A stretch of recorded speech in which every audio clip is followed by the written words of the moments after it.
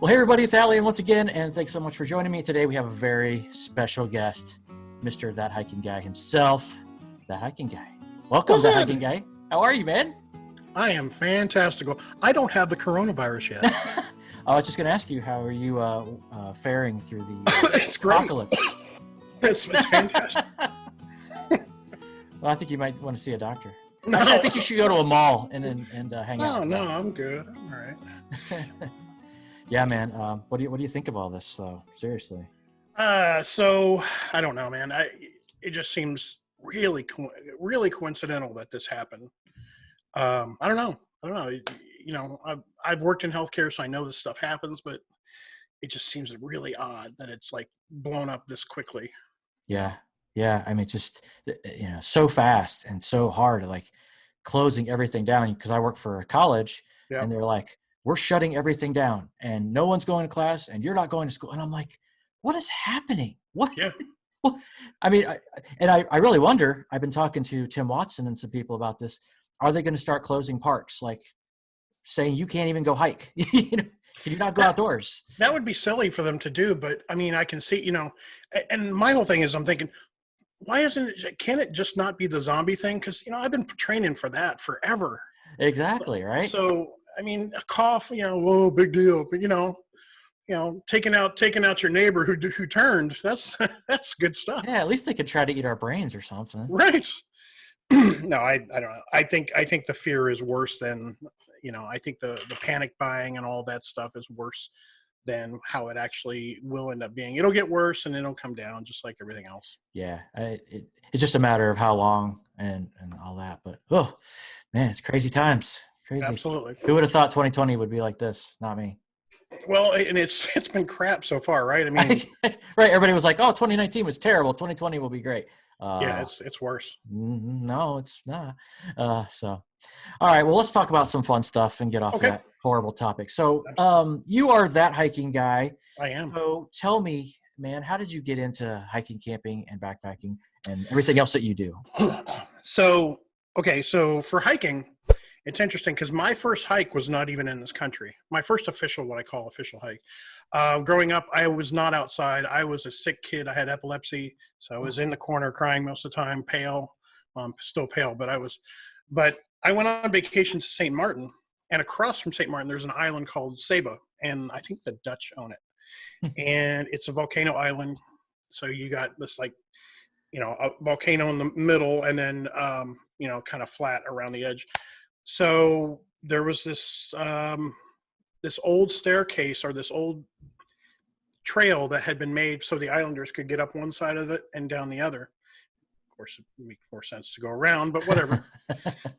So it's like 978 steps. So we took a shuttle from St. Martin over there, went up that thing, and I saw the weirdest things. I saw a chicken in a palm frond tree. I saw a goat tied up, just giving me the side eye while chewing his cud. I slipped 3 times on the moss, and I'm like, so I actually have a video of that. Nobody's ever seen it, but I have a video of that. And then when I got back from that vacation, I was like, you know, this would be a good way to lose weight. See how that's working out for me. But this would be a good way to lose weight. I enjoy it, and I want to remember it, so I'm going to continue to film these. And I'm like, I don't want to take room on my hard drive, and I want to be able to send these to my kids. So like everybody else does, I put it up on YouTube, and I made it public, and then people started watching, and I'm like, what is wrong with these people?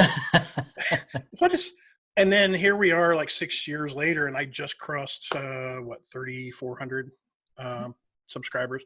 So I tell my friends this, and they're like, you mean to tell me there's 3,400 people that want to see a fat guy out of breath hiking a trail? Yeah. Apparently there are. Yeah. So that's awesome. I've just kept up with it. And then, of course, you know, when you do that, then you're like, well, what else can I do that's outdoors? So then I tried kayaking for a little bit. I've done backpacking. And then the truck camping thing has been a recent thing, which I enjoy that the most because it's the least amount of effort. So, but would I consider myself a backpacker? Yeah, because if you have a backpack on and you go do trips, by all accounts, you are a backpacker, just like a runner. If you go run, you are a runner. So am I the best? No. Am I slow? Absolutely. But I enjoy it. So that's how I got started. Yeah, well, there's absolutely nothing wrong with that. I consider anybody who gets out and does anything, hey, you're doing that activity. Yeah, so, you are allowed to call yourself that. Exactly. If I was a serial killer, hey, I'm a serial killer. I am that serial killer. That's right. So that's how I got started. I mean, that's why what I've been doing ever since. Awesome. So you and I we're pretty close neighbors with you being over there in Indiana. Yep. What are some of your favorite places to go locally? Well, Indiana mostly is garbage in the sense of hiking trails. Obviously, I go to the same place a lot for that reason. I go to Charles C. Dean Wilderness near Bloomington, Indiana, and because it's dispersed camping, it has a lot of room. But as far as like state parks, Clifty State Park, Clifty Falls State Park, that's one of my favorites. But I'd say Charles C. Dean is probably my favorite just because it's the least hassle and it's centrally located. Yeah, and I've been to the Dean, and that's a really nice place. It's a really nice place to hike. And people are starting to trash it, just like the gorge. But yeah, unfortunately, the more popular a place gets, the more people destroy it. Unfortunately. Yeah, I'm going to stop giving location. Well, I guess I stopped that a long time ago, but I don't give locations anymore. I honestly, I really worry about the gorge and places like that and the Dean. The more popular they get, and people just the more they trample stuff, they ruin it for all of us. And spray painting the tunnel down there, and then there's a fire going on, or there was a fire going on recently. Yeah, I think there was 2 fires. And the odds are they were saying, well, it could be lightning strike, or it could be a careless fire. You know what the odds are on that, right? Oh, right. It was somebody being careless. You know how many campfires I've put out in the gorge? Oh, I have 2. I come across and had to throw dirt on them and get them out, and it's just really, it takes 5 extra seconds to do that. 5 minutes, But goodness, yeah. And then recently, when I was out at Charles C. Dean, there was somebody who had cut down live trees to make a platform, like a bushcraft, and it's against wilderness regulations. You're not supposed to make any structures at all. And they made that, and then to put insult to injury, then they left their trash. Oh. That's just like, you shouldn't be allowed outside. No. It's sad, and I really don't know what to do about it. Especially the graffiti, man. That's just so unnecessary. Like, why? What is it? What are you marking your turf there, gangster? All this woods. This is my woods. My wood. But no, I mean, and then people carving into trees. Like, I've seen that forever. They carve their something plus something. Nobody cares. Right. Honestly. Nobody cares. Yeah, there's so many people out there with disrespect for the woods in general, just outdoors in general. Absolutely. And I don't know if social media is contributing to it or what. But I think it's a double-edged sword. I think it does, and then I think it also raises awareness for the problem that it helps create. Right. So it's like one of those deals where, like, with my group, my Facebook group, I carefully pick who gets to go on events. Mm-hmm. If I don't feel like they respect nature, then I kind of tell them, hey, you can come, but you're going to be watched, Mm-hmm. Yeah, good. Yeah. So what are some of your bucket list locations, some places outside of Indiana that you're looking for? Oh, man. Well, I've gone to a lot of them, but I've always wanted to go hiking in Wyoming or Montana. Mm-hmm. I have a life regret that I need to finish a hike that I started. Like, I tried Mount Elbert in Colorado, and I got to 13,300 feet, and it's like 14,460 is the top of it. And then weather came in, and I'm like, I gotta go back and do that. I did the same thing last summer. It was a Bierstadt. Bierstadt, yeah. And I got up to 13.7, 13.8 or something. I was a few yards from the top, and I was like, I can't do this. And I stopped and turned around. That's And I so think frustrating. it wasn't due to weather. The weather was perfect. It was a beautiful What made day. you stop? I was real lightheaded, had a real bad headache. I was like, I just didn't want to push myself, and then regret it. I was like, I may not be able to get back down. And I was all worried. I could have totally made it. I could have absolutely made it. No problem. But, Crawling the left. but I was with a group of friends, and a couple of the other guys were like, we're turning around because we were the same problem. And I think peer pressure kind of, group mentality kind of contributed to it. We're like, okay, I'm going down too. And, but, three of us, there were six of us, and three of us went up, and they, and then they were sending us pictures on their phones like, hey, look at this, they're at the top. And I'm just like, oh yeah, I had that too. That's so unfair. Why are you doing it? My son was with me, and he actually made it with my friend Jen, and they were sending me pictures. Look how glorious this is. And like, shut the hell up. Yeah, it hurts. But as far as other bucket list, I mean, man, I just there's so much that I want to see. If I was independently wealthy and had time freedom right now, I would be on the road like in a heartbeat, living out of my truck. Yeah. Obviously Pacific Northwest, obviously all that stuff. Have you ever backpacked out west of the Mississippi? I've not. I don't know what you consider like back. I've done a couple of trails. Like I've done the Blue Lakes Trail in Colorado, but I've not been out like in the upper western part. I did Arizona, I did Utah, I did Colorado, I did New Mexico, and of course Yosemite, because I did do Half Dome. Which is cool. That was the hardest thing I ever did, but it was a great accomplishment. Yeah. So tell us about that, man. Cause I don't know, man, if I could do that. Well, okay. So obviously, they have a lottery system and we had 4 people applying. So we actually ended up with more than what we needed, but so you apply for the cables to be able to go up the cables. So we started at the valley floor, and it's about close to 10 miles from the valley floor to subdome. And then subdome is like this, I think it's harder than the cables actually, because it's almost like a stair step thing that you have to do. And then when you get to the cables, the grade on it is like this. And so you're pulling yourself up, you're using mostly your arms, and it's about 8,000 feet. So it's not as bad as a 14er, but there's less oxygen, and there's a lot of people on the cables. So we started at 5:30 in the morning. And so we wanted to get there in the first group that went up, and we did. And believe it or not, they check your permits. There's a ranger there with an iPad. I don't know how he gets signal at all. Wow. But he's sitting there checking your permits. So you cannot go, if you do not have a permit, you cannot go up.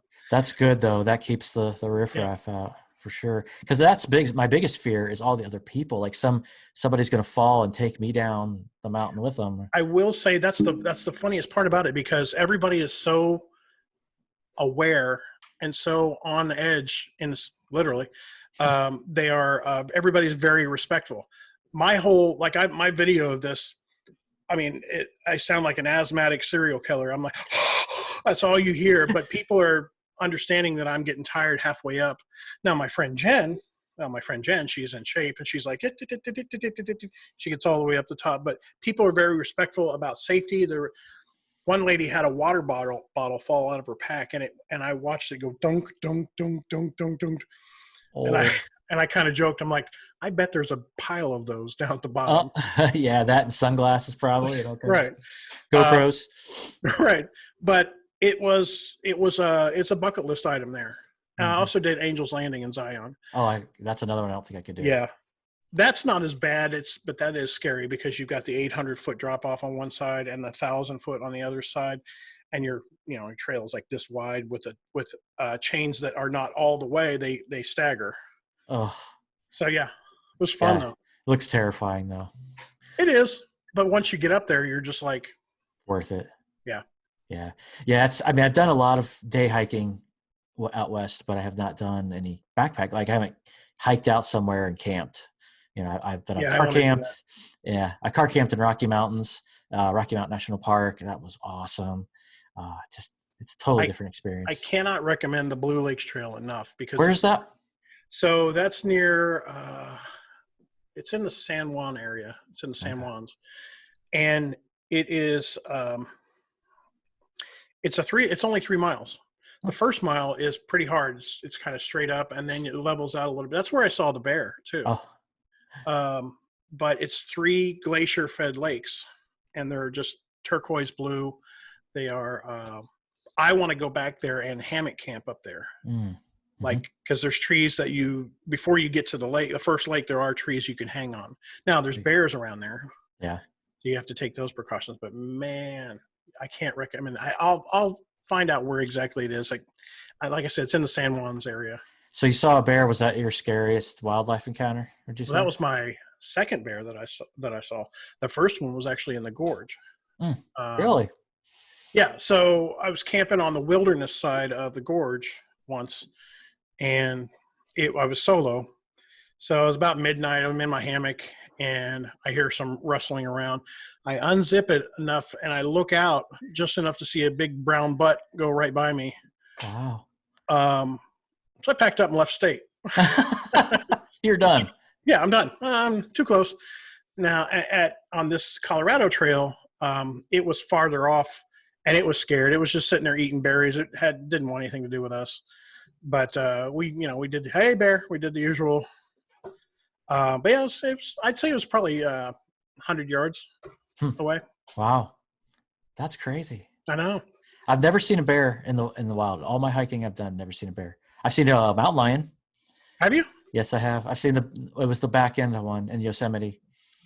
Yep. It's actually in my Yosemite video, which I did several years back now. I think it was 2013. I did go back and look at that. But it was the year there was some real bad fires right around Yosemite, and they think that drove the wildlife down into the park that you wouldn't normally see.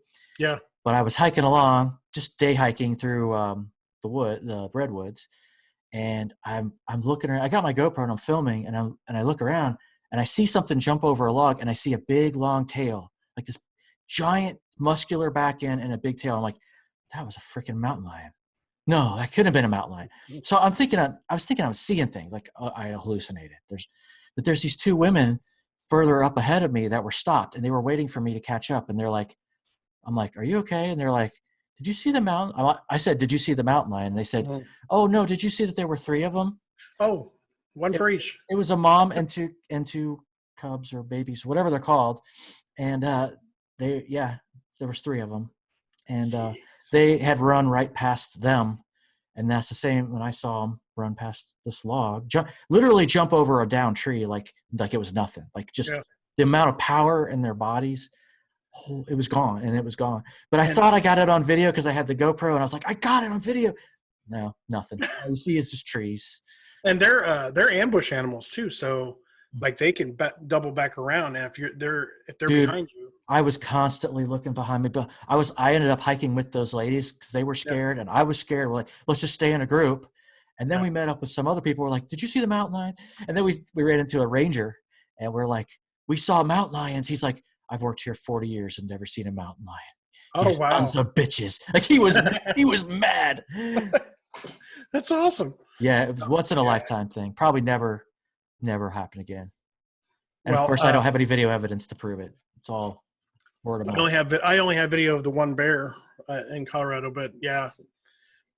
That's what prevents a lot of people from going out is they're scared of wildlife. Yeah. But for me, it was awesome.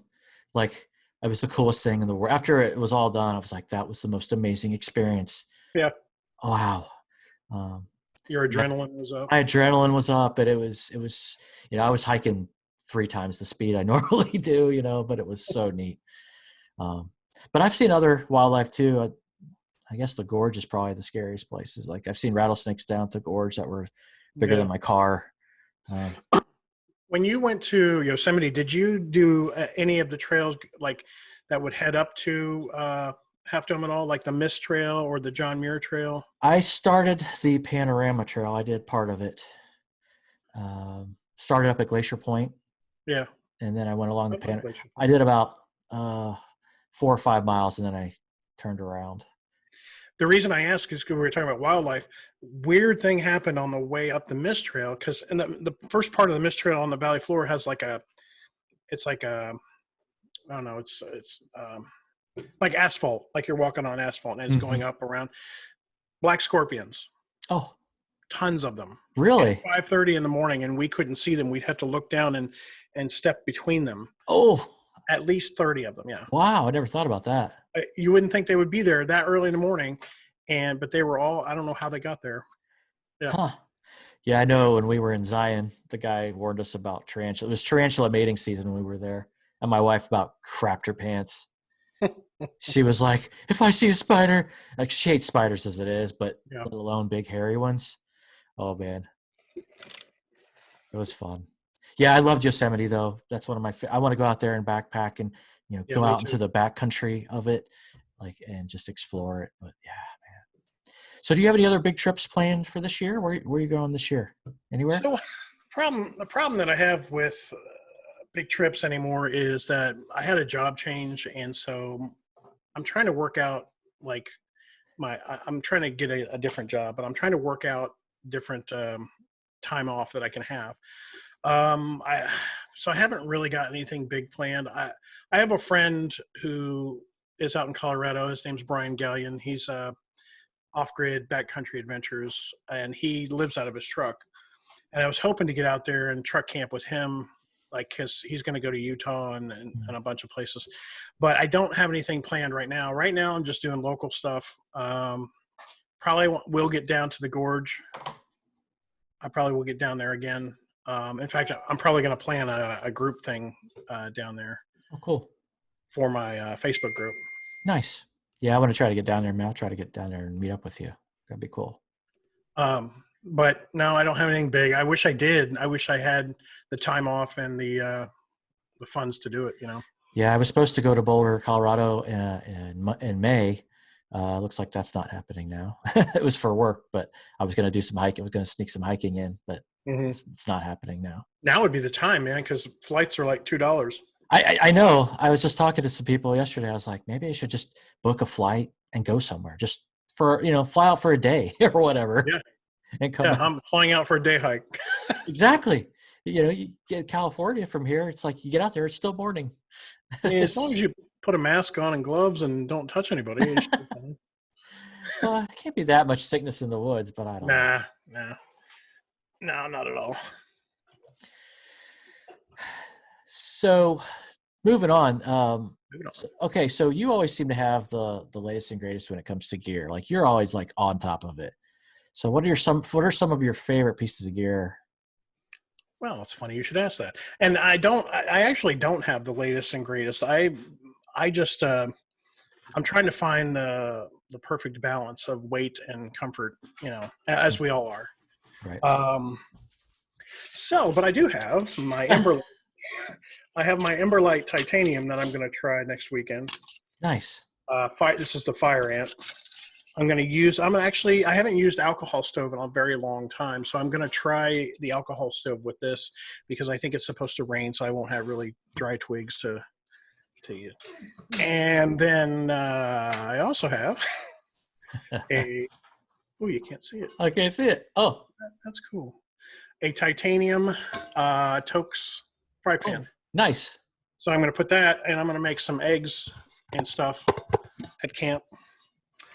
And then in order to stir those eggs, I have this GSI. Did you just really have the stuff sitting around ready to go?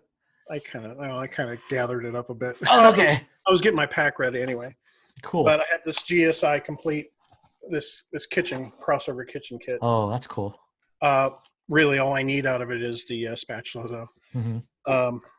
So as far as gear, and here's my feeling. I watched your last interview, that guy, whoever he is. That unknown guy, nobody knows. Whatever he is, don't know him. He made a point, though. He made a very good point about gear. And for me, gear has always been for comfort. It's always been for my own. Now, people want information, and that's where your bread and butter is on YouTube. That's where people want to know, well, what are your thoughts on it? And I really have not done enough of those. And maybe I'm just stingy with my information, but I just buy stuff to see if it's going to enhance my trip. Mm-hmm. I'm not really wanting to make money on it as far as YouTube goes. Now, if I really like something, I'll do a review on it, you know? Yeah. Do you think expensive is usually better, or do you think a lot of this hype around this ultralight, ridiculously crazy stuff is just kind of too much? I don't. And I know that a lot of this ultralight stuff is born out of through hiking. And let me say, first and foremost, through hiking, I used to want to do it. But then I was like, you know, if you're hiking so fast and so many miles, what are you really out there for? You're out there for the physical challenge. Okay. I get that. You're out there for bragging rights. All right. But the gear that you take along, all of this ultralight stuff is born out of that. And in that case, that's great because then you can find that balance. But as far as expense, I started out with Walmart stuff. I mean, I started out with Walmart boots. And they hurt my feet so bad. Yeah. I will say that's where you don't scrimp on. You get good footwear because that is your primary mode of transportation out there. Yeah. Everything else is negotiable when it comes to price. Now, Right. Do I have a lot of expensive gear? Yes, but I buy once, cry once. I went that route, and I haven't replaced my hammock or anything for a couple of years now. Yeah, I've learned that lesson as well. Like, you might as well just get good quality to begin with, because I've had to replace so much stuff. Yeah, as far as boots, maybe your shelter, your sleep comfort. Those are the three big ones, I think. Yeah. If you're going to spend money, spend it on that. Stoves, they're a dime a dozen. You can find so many configurations of stuff. And I don't begrudge people who do these reviews. Make your money, man. Do your side hustle. Do what you do. But for me, it's always been about the experience. It's not been about the gear. Yeah. If you ever read the Ultimate Hiker's Gear Guide, have you ever read that by Andrew Skirka? I have not. It's interesting, but he talks about the different types of hikers. You know, there's people who hike to camp, and there's people who camp to hike. Like, there's those who they're all about the experience of hiking as far and as fast as they can. They just get to camp, they go to sleep, or they eat and go to sleep, and that's it. Yeah. And then there's people who hike, and then they get to camp, and they set up camp, and they have a fire, and they chill out. They drink their whiskey or whatever. And that's what we do. That's us. You know, I enjoy that. I like doing the big miles, but I do that because I want to get out as far to the woods as I can to some really cool spot that nobody knows about or whatever, and then have a cool camp and enjoy it. The campfire conversations are some of the best I've ever had. Absolutely. You talk about such an array of things, not just, hey, look at us, we're outdoors. And I always make the joke, well, people ask me, well, what do you talk about around the campfire? I'm like, well, we talk about the last time we were around the campfire. It's true. Yeah. Or talk about gear or something. Or talk about gear. But I've also had philosophical discussions. You know, we don't talk about politics and religion. You keep that out of it because we have enough of that in our world. Right. But everything else is fair game. And especially when you're passing around some whiskey or whatever, the conversations get to be awesome. Oh, sure. Yeah. And as long as everybody sticks to those rules. Right. Well, not everybody does, unfortunately, but yeah. But that's the best experience. It's like, okay, you've put in a hard day, and now you're going to sit around. Oh, I do have another piece of gear I can talk about, though.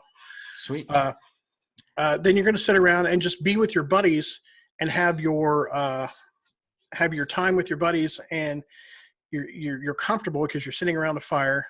It's a great feeling.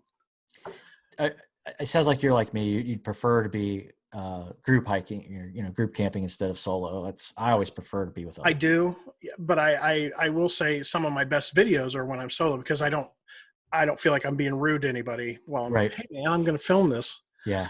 So and you can kind of do what you want to. Yeah. Like this last one where I was like with the drone and everything. Yeah. So another piece of gear, and this is actually a funny story. I have broken 2 camp chairs now because of my fat ass. Oh no. Luckily they've both been cheap Chinese knockoffs. I finally sprang for a Helinox. So I got the Helinox chair 2 with the ground sheet. Nice. Helinox are good. Yeah. And I can tell a difference in quality. Definitely. Yeah. Was it expensive? Sure. Yeah. But if it lasts longer than these others that I've got, It's worth it. They are definitely not fireproof. Ask Jason Wall about that one. Right. Right. But I have to also, I mean, because I'm a bigger guy, if I could use a chair one, if I could put in the effort and lose the weight and then use a chair one, yes. But I have to go with so I have to pay a little more and I'd have to get a little heavier chair. Like it's 2 pounds, 10 ounces. But the one I had was 3 pounds, 2 ounces. Yeah. And that's one of those amenities though, you know, if it brings that much enjoyment, bring it out, for crying out loud. Yeah. So absolutely. So when did you start filming your adventures on YouTube, man? Did you just start doing that immediately the first time you started hiking, or how did it come Well, I mean, as I said, I did film that first one. What I started doing is like, okay, let me look at what trails there are in Indiana that are, let's say, over a mile, and maybe I'm going to talk about how I felt about it. You know, I'm going to talk about giving some information on it, like, okay, it's a loop trail, it's a multi-use trail, you know, it's torn up because of horses. But even that got boring. I got boring as far as, and it's good information for people who want to know that stuff. And this kind of brings me full circle about my feelings about backpacking culture now, and hiking culture now. But I started filming, yeah, like I said, just to like, oh, I want to relive that trail, and I want to see how my mental health was that day. And then people started watching, and I'm like, well, now I have this pressure. I have to be this person who is all knowledgeable about hiking, and you don't. Right. You don't. You're just like, hey, this is what I'm out here doing. This is fun. Check it out. This is where it's located. Watch out for this fallen tree. I pooped over here. What? Don't step there. Whatever, you know. Yeah. Yeah. So it's like you were kind of alluding to this. So what do you think of this massive influx we're seeing of backpacking YouTubers? That all of a sudden it's like, you know, like I told Dan when we talked, it's like, you know, when I was making videos, when I first started putting these out, you couldn't find a backpacking channel. Like if you wanted to find somebody, just a Joe Schmo guy, right, it was really difficult. It was either somebody doing a really crummy hike somewhere and their camera work was terrible, or it was somebody trying to like live off the land and build a bushcraft something and survive. Yep. Just wanted to see people backpacking, and it was really, I couldn't find it. And even I had Tim Watson told me, he's like, man, you were one of the first people I ever watched. And I was like, I guess maybe, I don't know. Wait, Tim who? Oh, Tim W. Tim. Oh, okay. Timmy. You know, that guy, he used to have a YouTube channel. He's still around? He's alive. I'm just kidding, Tim. So the people there's locally here, I watched a long time ago. I started watching David Gray before he was David Gray Photography, and before the Show Brothers knew who he was. And I started watching a guy named Trail Medic. Trail Medic is this older guy. He's like in his 60s, and he's now a friend of mine. But he was making videos about local trails and stuff like that, and that's where I started. But you're right, there was not too many people, and now it seems like everybody with a backpack is an expert, right? And there's a difference between people who actually go out and do it, and then people who pass themselves off as experts and do nothing, or do very little. I like to think of myself as somewhere right in the middle. I've done some stuff. I'm not an expert. I've not been doing it as long as some other people, but is it saturated? Yes, it's saturated and I stopped watching a lot of I only watch my friends now. I stopped watching a lot of backpacking because I'm like, seen it, done it, seen it, seen that. Piece of gear, I've seen it. There's nothing anybody's trying to bring that's relatively new or to make it interesting. And let's be honest, it's walking in the woods. Right. With everything that you're on you. Right. How are you going to make that? That's like trying to make a camping video interesting. You can't. No. And so now people are bringing out expensive camera gear to do that. And yeah, the quality is there, but what kind of story are you telling? I would rather tell a story. And I'm not great at it yet, but I think it's becoming saturated, but so are all the other niches in YouTube. Gaming, makeup, because I watch a lot of that. Just everything is becoming so saturated because people are trying to, we're all competing for each other's viewers basically right now. So. Yeah. And it's kind of like, you know, it's like, I've been doing this for almost 7 years, and I just hit 2,000 subscribers. So, you know, it's like people must really hate my face. I don't know what the problem is. Your face. Hates your face.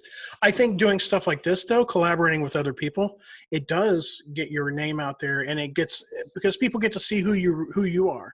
Versus if you're doing a gear review and you're like, this Toaks titanium pan is the best pan ever. Bing, bing.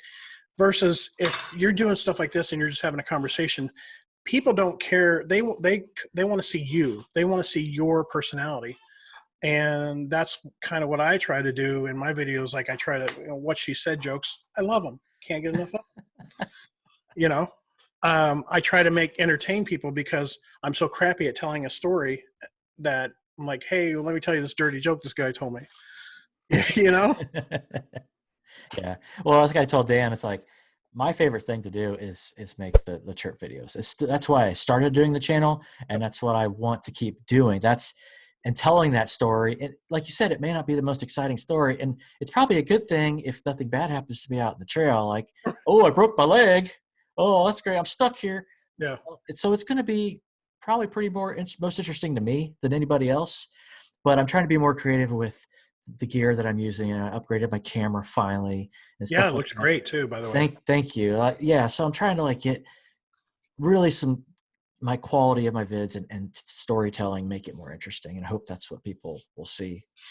You know, if you think about your movies, right? So your movies you have a protagonist, you have at some point you have a conflict that needs to be resolved, and then so your beginning, middle, end. And so most movies, they follow a certain formula. But if you're out just walking in the woods, you don't have that conflict, especially if everything goes right. If you trip over a rock and you're like, oh, I split my pants, then that's interesting, right? Because people want to see conflict and how you deal with it. There's no way to do that unless you generate it somehow. Do you think? And there you go, right? So some people do that. Because I have seen some kind of deceitful videos lately. You know, it's like the title would be something like, you know, we had a major catastrophe in the woods, and then you watch it, you're like, really, that was your problem? You forgot your toothbrush? You know, that's deceitful. I'm sorry, that's not cool. Right. But they're following the movie model. They're also playing into the algorithm. So see the algorithm. You got your algorithm boys out there who are, and like I said, it's their hustle. More power to them. I'm just not that guy. I'm not an algorithm guy. I used to be. But then I was like, what am I doing? What am I doing this for? Am I going hiking to make a video, or am I making a video to go hiking? Right. So I don't do it anymore. And so if I want to do a truck camping video and show 13 different drone angles of my truck, by God, I'm going to do it. Heck yeah, you know? It's your prerogative. Right. Some people watch it. Some people, you know, I still get thumbs down, and they don't hurt my feelings anymore. You got to have them to hurt them. So, and you know, and there are times that it's very, very liberating just to not turn a camera on, just to go do something and not have to deal with that crap at all.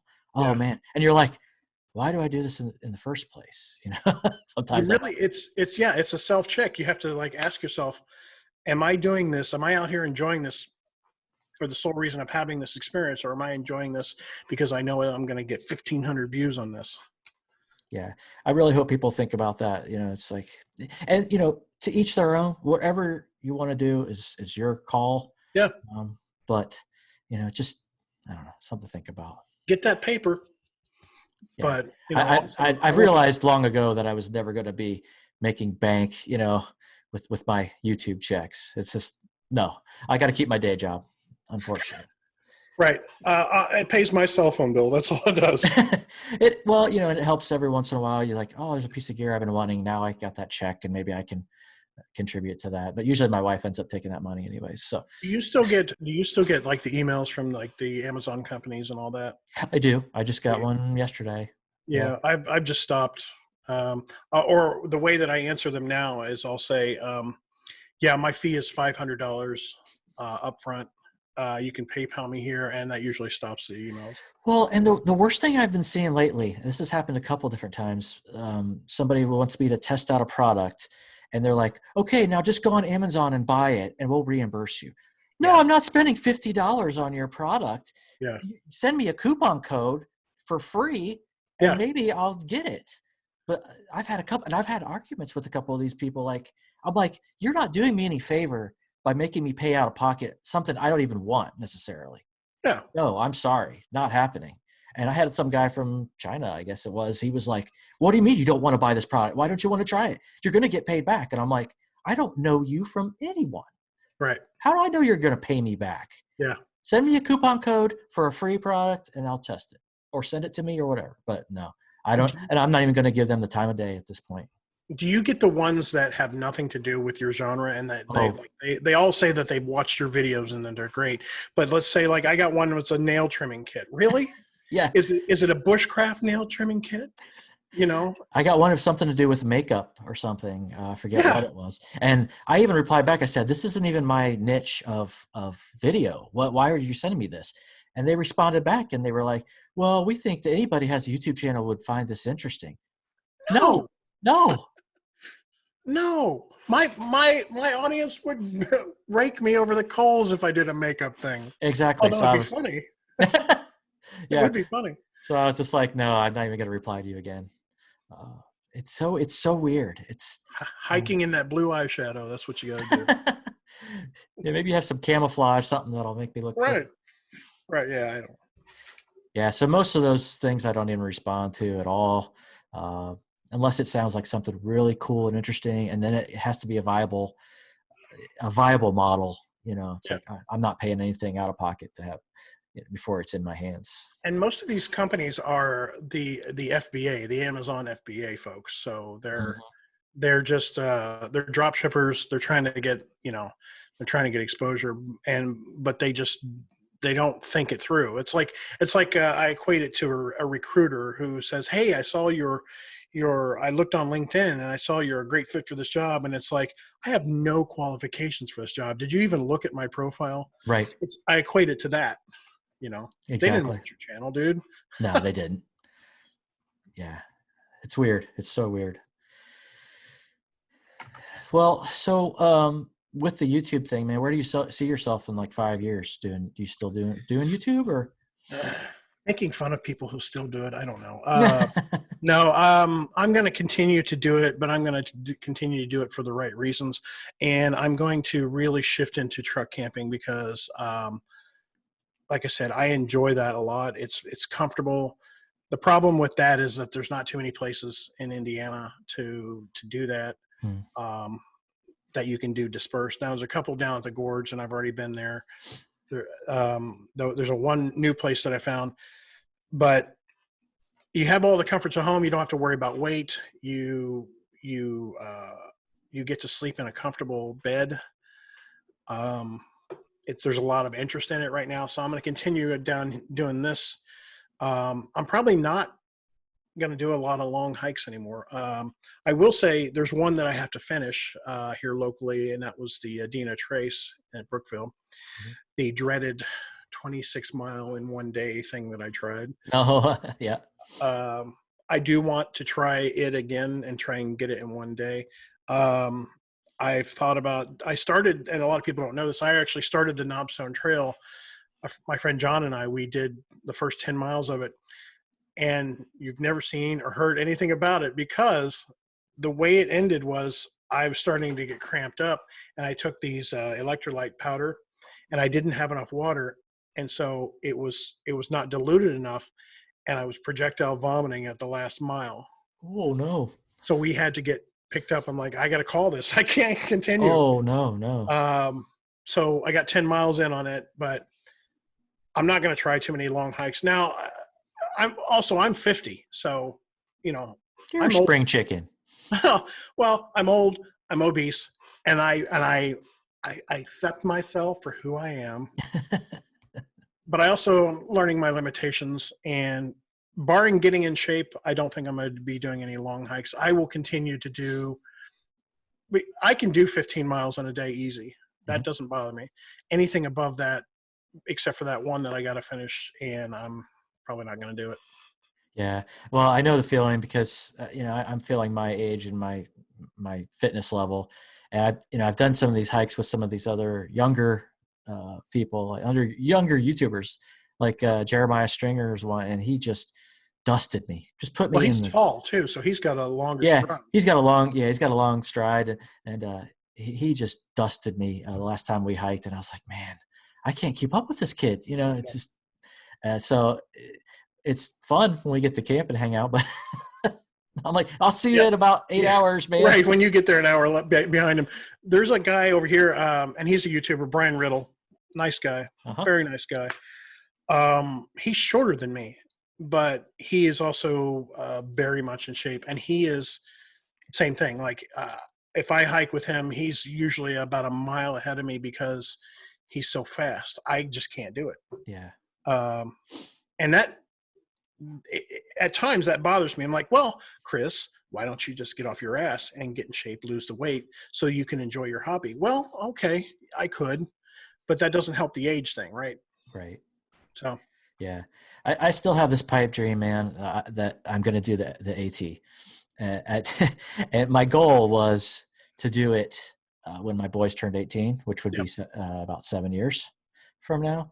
And I'm like, okay, I'll be 52. What kind of shape will I be in at 52? I have a desk job. All I do, and I don't hike enough, even during the warmer months. How am I going to train for this thing? And it's just so many what ifs. But it's a dream of mine. You use that Jason Wish training program as well. Oh my gosh, Jason, he's another one that's just forget about hiking with him. Forget about hiking. Love him to death.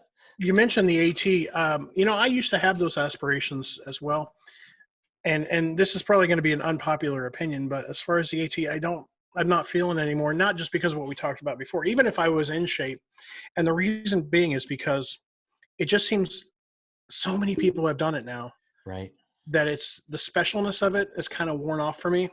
Now, if I was to choose one of the big three, I would actually choose the PCT because it's there's less support along that. You're truly out there on your own. Versus the AT, where you come to a town like, except for the 100-mile wilderness, you come to a town like every, few miles. Yeah. But the PCT, that is harder, I think. Mm-hmm. I would rather do that. Plus, it's got great views. Yeah, I agree, and maybe that would be something I shift to doing something like that. But being on the East Coast, the AT is a little bit more accessible, a little bit more realistic. Yeah. It's like, I don't know. My wife could actually come see me, in certain places. But you would have support. You would have more support. Yeah, I get that. It just lost its specialness for me because I'm like, oh, another person's done the AT, okay, or another class, another group. Yeah, of people. Yeah, I agree. Even just 5-10 years ago, it was a huge thing. Like if you completed the AT, that was, and it's still, it's a huge effort. I'm not downplaying that at all, but there are a lot of people doing it. Just a lot of people doing it. You want to impress me, do the Great Trail in Canada. Do that one. Mm-hmm. That's 15,000 miles. Oh my God. Is it really? Across Canada. Holy cow. That opened 2 years ago. I haven't seen one thing about that, one video or anything. Right, because not very many people have done it. There's only been I think maybe 5 people who've done the whole thing. Wow. And it would take you a year. Oh my God. That would be completely out of the question for me. But like you said in your interview with that last guy, whoever he is, would you lose the specialness, or would you hate hiking? Or maybe he said that. Would you end up hating hiking? That was me. Yeah. It was you. And how would you deal with that? That's my fear. Like if I do this, if I were to do something like that, would I just get to a point where it's like, I don't ever want to see a tree or a trail or dirt ever, or a mountain? I hate it. I'm afraid of that. It's a legit fear of mine. Because then you're like, I'm just going to stay where there's concrete. I'm just going to. Yeah. Well, I'm already a technical guy. I stay at a desk every day. So, would I just permanently stay with that and never go outside? I don't know, man. Right. Yeah. I have the same fear, honestly. And if I go out like 3 weekends in a row on camping trips, I do start to get sick of it. I'm like, man, I really like a shower. Mm-hmm. Mm-hmm. I really enjoy that. Yeah. So maybe I would like to maybe just stick to shorter long trails, maybe do like the long trail in Vermont or something like that. You know, what's it called? The Laurel Highlands trip. I've done 3/4 of that one already, but you know, maybe some more stuff like that. Just 4 or 5 day kind of thing. Yeah, I'm down for that. What Jason Wish did, what's that one? The Chateau Chase. Maybe do something. I thought about doing that one. Maybe over a month. I don't know. 300 miles. Yeah. Yeah. So if you did, well, I guess if you did 15 miles a day, I don't know. How long did it take Jason? A couple of weeks? No, it took him 9 days. Was it 9 days? Oh, yeah. It took him 9 days to do 333 miles. But then again, he was booking it. He slept an hour. I mean, it was ridiculous. He was getting up I was tracking him because he was getting up at like 3 a.m. and hitting the trail, and he was running part of it. And I was like, this guy's nuts. Yeah. He's doing another FKT right now, I believe. I know he is. Yeah. And like his feet look like hamburger at the end. Oh, yeah. You see that picture? Lost his all his toes or something. Oh, not his toes, his toenails. Oh man. Yeah. Yeah.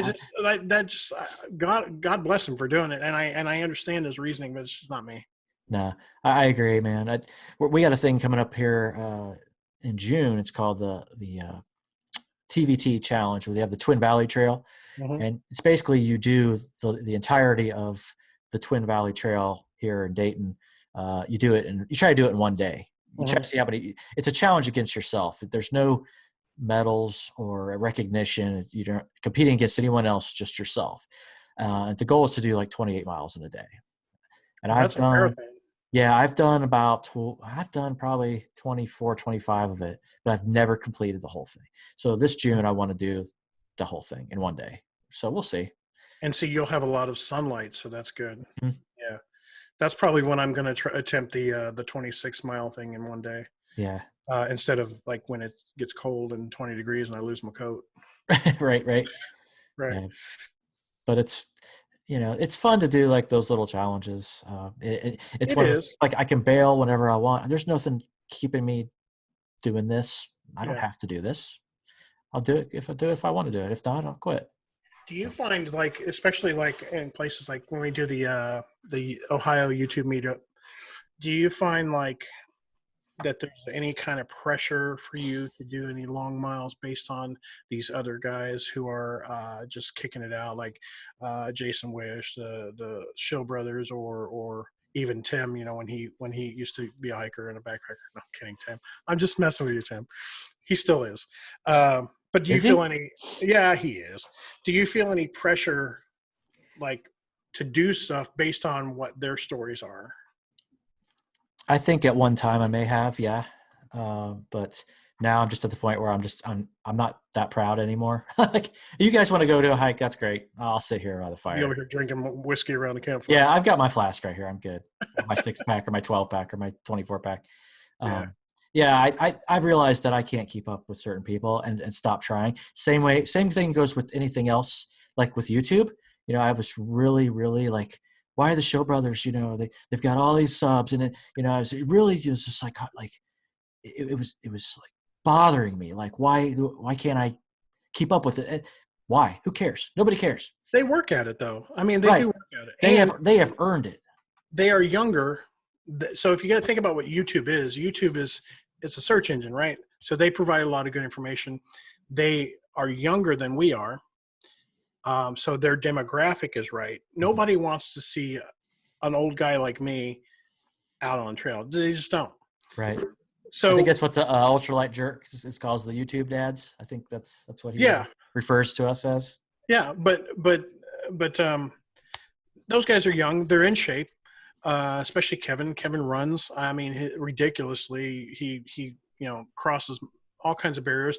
Bryce is a young guy. Oh man, that guy's another one. You can't keep up with him on the trail. Forget it. So they're in shape. They've earned it, and I would never take that away from them. That being said, I will say, I think that they are more interested in it. They've been backpacking for a while and they have a lot of good experience. And so I'd say that they're probably leaning more towards the business end of it now, which is fine. Make your money, make that hustle. And to try to keep up with them is just playing the algorithm game, and it's not worth it. Right. I'd rather make stuff I'm proud of, and remember stuff that I did, you know, especially when the old ticker the old brain starts going. Yeah. And like I told in my last review interview, it's like it shows when I'm doing a gear review type thing. It's like, here it is, check it out, it's awesome. And nobody is going to be excited by my gear reviews. They're not going to be like, oh, I got to go get that now, Lance said it. Because I don't enjoy it talking about, unless it's something really cool that I'm just in love with. But do you know how many stoves that I have that I've never reviewed? Like I paid $50 for a Simple Theory gear. I have a Simple Theory gear stove. Have you heard of those? They're like stainless steel. I bought it because I'm like, oh, I'm gonna do a review on this. Haven't used it. It's too heavy. Oh. I got it and I'm like, this is way heavy. But I have so many stoves that I've never talked about and I've never used that are disappointments when I open them. Mm-hmm. I'm hoping this Timberlight is not one of them. Well, but no, keeping up with guys, nah, it's not worth it. Yeah. Yeah. And maybe I have the same attitude that a certain Adam from Restless Outdoors has, but I'm just not, I like his channel because he really puts effort into his videos but doesn't take himself too seriously. If you take yourself too seriously or believe your own hype on YouTube, you're doomed. Right. Right. And I'm talking about the guy, and I'm the guy that refers to himself in the third person. Hey, THG here. So you do. Yeah. Yeah.